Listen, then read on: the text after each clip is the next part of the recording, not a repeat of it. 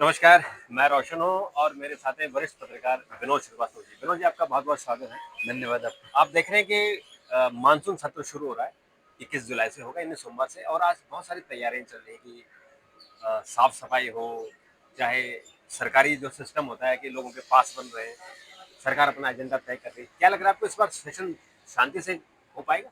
नहीं, नहीं, राजनीतिक तौर पे पार्लियामेंट में तो उथल-पुथल की स्थिति बनी रहती है, तमाम बहस और चर्चाओं का दौर लगा रहता है, लेकिन जिस तरह से आज मानसून ने मेहरबानी दिखाई है, इससे लग रहा है कि जैसे पूरा पार्लियामेंट आज नहाया हुआ नज़र आ रहा है। लोग एक आनंद की अनुभूति कर रहे हैं और जिनको पास बनाना है या आना-जाना है, उनके अंदर बड़ी चहल-पहल सी मची हुई है। और जैसे अभी एजेंडा हमने देखा कि सरकार 8 बिल लेकर आई, तो सारे महत्वपूर्ण बिल हैं।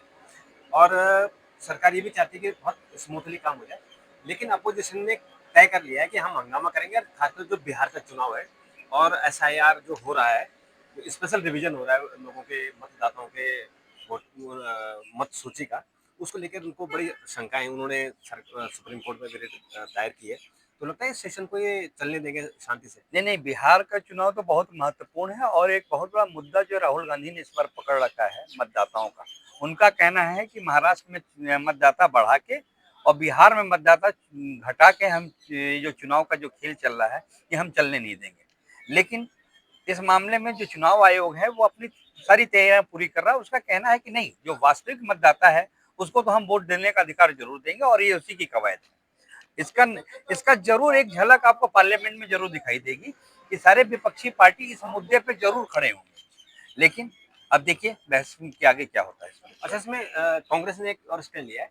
कांग्रेस ने कहा है कि इस बार हम जो जम्मू कश्मीर को पूर्ण राज्य का दर्जा देने की बात करेंगे कि वहाँ चुनाव हो गए, मुख्यमंत्री भी बन गया, पर पूर्ण राज्य का दर्जा नहीं मिला है, जो सरकार ने कहा था। बीजेपी ने कहा था कि जैसे ही वहाँ सरकार बन जाएगी हम पूर्ण राज्य दे देंगे, तो नहीं मिला है। तो इस बार वो यहाँ इस को उठाएंगे और धरना प्रदर्शन करेंगे। इस मामले में कुछ संकेत जो है उमर अब्दुल्ला ने दिए हैं कि हम शांत बैठे हैं, तो इसका मतलब ये है नहीं कि हम शांत बैठे हैं। इसलिए लगता है कि उमर अब्दुल्ला भी इस मामले को लेकर जो है इस बार जो पार्लियामेंट सेशन में या उनकी पार्टी के जो लोग होंगे या विपक्ष के साथ जो मिलकर वो मुद्दे को गर्म जरूर करेंगे। तो लगता है कि अपोजिशन अपनी बात पर अड़ा रहेगा। और खासकर जो हमने एसआईआर की बात की है, जो स्पेशल रिवीजन की बात की है, तो उस पे तो बात होगी होगी। और सरकार चाहेगी कि जो उनके बिल हैं, 8 बिल हैं महत्वपूर्ण, उन 8 बिलों को स्मूथली पास कराई जाए। सरकार तो बिल तो पास करा लेगी, लेकिन विपक्ष इसमें अपनी भूमिका इतनी जबरदस्त निभाएगा कि वो बिहार चुनाव से पहले एक माहौल चाहता है कि विपक्ष के पास ही बहुत सारे ऐसे मुद्दे हैं जिनको समाधान की जरूरत है, जिनकी मांग की जरूरत है और उस पे वो मुद्दे को गर्म रखना चाहेगा ताकि बिहार चुनाव तक उसको जिंदा रख सके। अच्छा, एक चीज़ इस बार और अच्छी है, क्योंकि आपने रेलवे भी देखते हैं, और पहले यहाँ रेलवे की कैंटीन हुआ करती थी, इस बार तो अशोका होटल के पास चली गई है। लेकिन इस बार लोकसभा स्पीकर ने यहाँ जो मिलेट्स हैं, यानी रागी है, और जो दूसरे हमारे ज्वार बाजरा, उनके आइटम बनाने की उन्होंने बात कही है।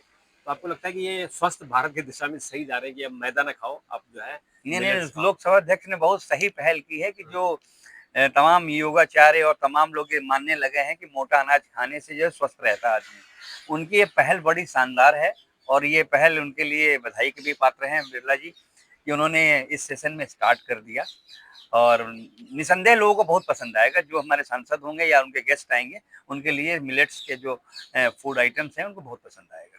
तो मुझे लगता है कि हम अभी जब सोमवार को सेशन शुरू होगा तो दोबारा से बात करेंगे। और अभी तो मोटा मोटा जो एजेंडा है वो हमने आपको बताया है, और उस एजेंडे पर सरकार क्या काम करती है, अपोजिशन क्या करेगा, उस पर हम आपको रोज जानकारी देंगे। अभी के लिए इतना, फिर मिलेंगे। नमस्कार। शुक्रिया।